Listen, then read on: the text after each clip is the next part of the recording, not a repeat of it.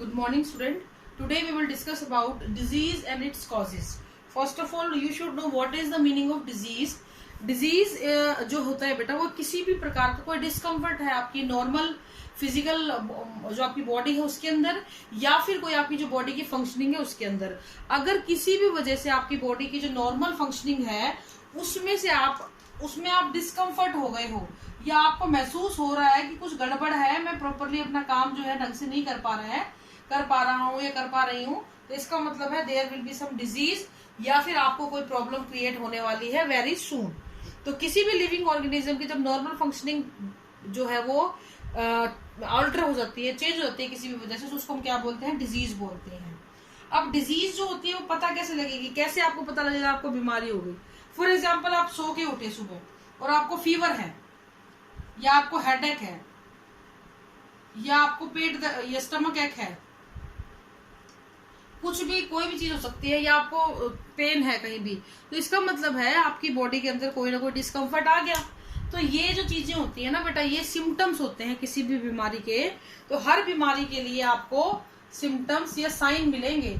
Sign means एक ऐसी कोई इंफॉर्मेशन होती है जो आपको बताती है कि आपकी बॉडी के अंदर कोई पर्टिकुलर पैथोजन या पर्टिकुलर डिजीज की शुरुआत होने वाली है, और इन सिम्टम्स के द्वारा ही हम ये पता लगा पाते हैं कि तबीयत खराब हो गई। अब फॉर एग्जाम्पल, आप डॉक्टर के पास जाते हो, डॉक्टर को कहते हो डॉक्टर साहब तबीयत खराब हो गई, डॉक्टर बोलेगा हाँ जी क्या सिम्टम है, क्या हो गया, क्या महसूस हो रहा है? हाँ जी पता नहीं, मेरी तो तबीयत खराब हो गई। हाँ जी पता नहीं, मेरी तो तबीयत खराब। अब उससे डॉक्टर क्या जज कर पाएगा? कुछ भी जज नहीं कर पाएगा। लेकिन अगर आप प्रॉपरली बताते हो जी मेरे सिर दर्द है, मेरे पेट दर्द है, मेरे बुखार भी हो गया, मुझे ऐसे भी दर्द हो रहा है, तो वो आपके उन चीजों को आइडेंटिफाई करेगा कि बच्चे को क्या हुआ है।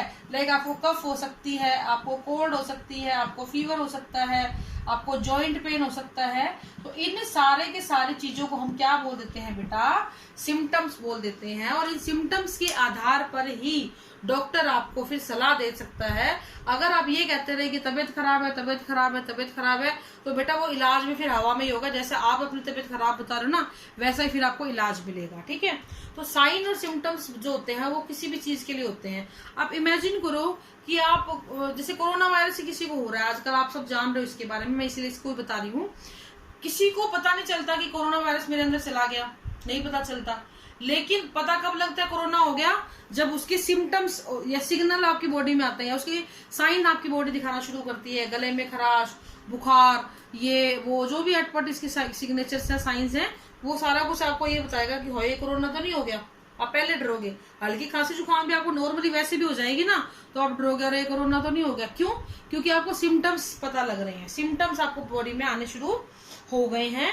और सिम्टम्स आना ही ये चीज बताता है कि आपको कोई ना कोई डिजीज है। अब एक चीज ध्यान रखना, खाली सिम्टम्स को देख के आप ये नहीं कह सकते हो कि आपको क्या बीमारी है। लाइक आपको फॉर एग्जांपल पेट दर्द हुआ, वो पेट दर्द आपके गैस वगैरह खाने पीने की वजह से, इंडाइजेशन की वजह से हो सकता है। वो पेट दर्द आपको टाइफाइड की वजह से हो सकता है, वो कोलेरा की वजह से हो सकता है, वो किसी ट्यूमर की वजह से हो सकता है। अब आप खुद इमेजिन करो, आप डॉक्टर के पास गए, आपने डॉक्टर को बोला डॉक्टर साहब पेट दर्द हो रहा है, डॉक्टर बिना चेक करे कह देगा अरे तेरे तो ट्यूमर हो गया पेट में। ये तो गलत हो जाएगा, ये तो बहुत गलत हो जाएगा। ठीक है ना? तो वो ऐसे नहीं कह सकते हैं। वो उन सिग्नल्स सिम्टम्स को स्टडी करेंगे और उसके बाद उन सिम्टम्स को अच्छे से देखेंगे, यानी कॉजेटिव एजेंट की पहचान करेंगे। भैया ये पेट दर्द हुआ है तो क्यों हुआ है? क्योंकि एक ही सिम्टम बहुत सारी बीमारियों के लिए हो सकता है।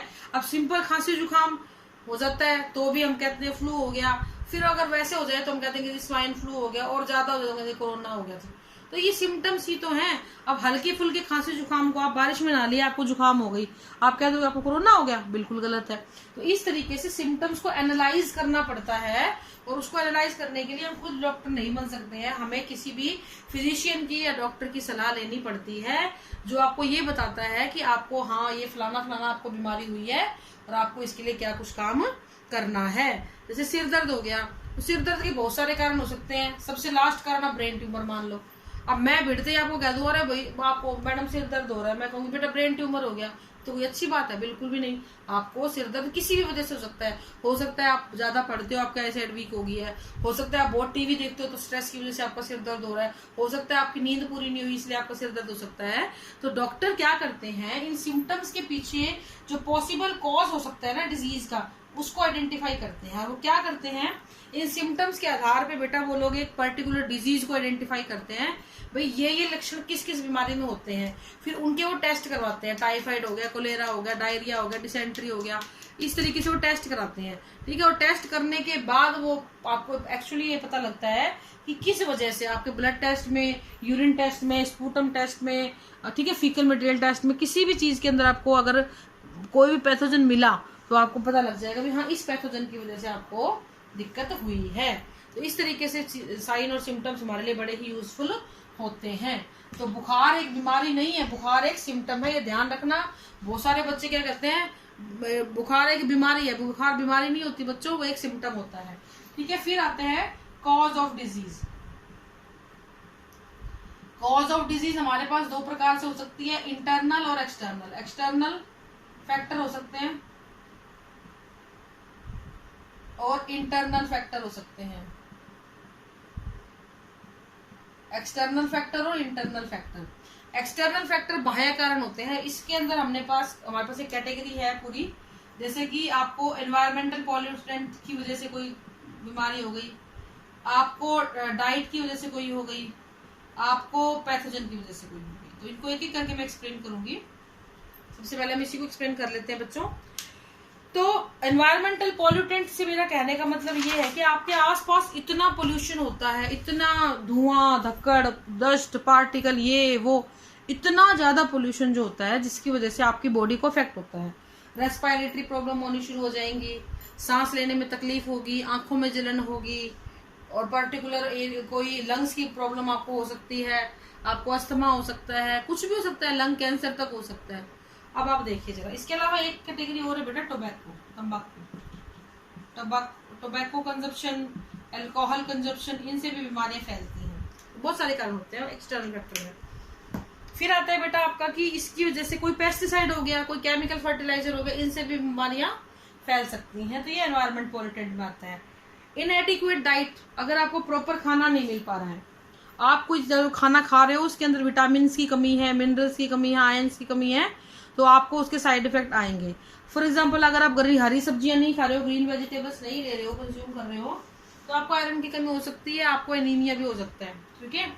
प्रॉपर डाइट लेना बहुत जरूरी है, अदरवाइज उस डाइट में आपके खाने में जिन भी चीजों की कमी है ना, वो सारी की सारी चीजें आपको, उस सारी की सारी चीजों की कमियों के लक्षण आपको दिखने लग जाएंगे और आप बीमार रहने लग जाओगे। लेकिन इसका मतलब नहीं है कि परमानेंट बीमार हो गए, अगर आप उनको खाते हो, डाइट में सप्लीमेंट्स को लेते हो, तो आप ठीक भी हो जाते हो। फिर आते हैं सबसे बड़े पैथोजन। ये आपको हवा से, पानी से, बारिश से, हवा, पानी, मिट्टी, खाना, फिजिकल कांटेक्ट, सेक्सुअल कांटेक्ट, किसी भी प्रकार से फैल जाते हैं। जैसे आपको पता है कोरोना वायरस छूने से फैल रहा है, आमने सामने बात करने से फैल रहा है, तो लोग बच रहे हैं इन चीजों से। तो पैथोजन कौन कौन से हो सकते हैं? इट में भी बैक्टीरिया, इट में भी वायरस, फंगी, निमेटोडा, वर्म्स, ये कुछ भी हो सकते हैं। और किसी भी तरीके से आपकी बॉडी में अगर ये आते हैं तो ये आपको बहुत सारे जो है नुकसान पहुंचाते हैं। इसके बाद आती है आपकी टोबैको और अल्कोहल। ये जैसे आपने सुना होगा धूम्रपान नहीं करना चाहिए, धूम्रपान पड़ेगा महंगा, ऐड आती है टीवी में। इसका मतलब क्या है कि बहुत सारा धुआं जो आपकी बॉडी में जाएगा, it will create lung cancer. जो लोग अल्कोहल बहुत कंज्यूम कर रहे हैं, ब्रेन तो उनका कंट्रोल में रहता नहीं है, प्लस उनको लीवर कैंसर की संभावना बहुत ज्यादा हो जाती है। जो लोग ड्रग्स ले रहे हैं वो तो बेटा किसी खाते में आते ही नहीं है, वो तो सोशली भी कट हो जाते हैं, खुद की लाइफ के लिए भी खतरा है और औरों की लाइफ के लिए भी खतरा होते हैं। तो इस तरीके से बाह्य सोर्स, बाहर मतलब ये हमारी बॉडी के अंदर नहीं है, ये चीजें हमें सब बाहर से मिल रही हैं, इसलिए इनको हम एक्सटर्नल फैक्टर बोलते हैं। ठीक है बेटा, तो आज के लिए इतना है। अगले लेक्चर में हम लोग बात करेंगे इंटरनल फैक्टर्स की। This is all for today. Thank you and have a nice day.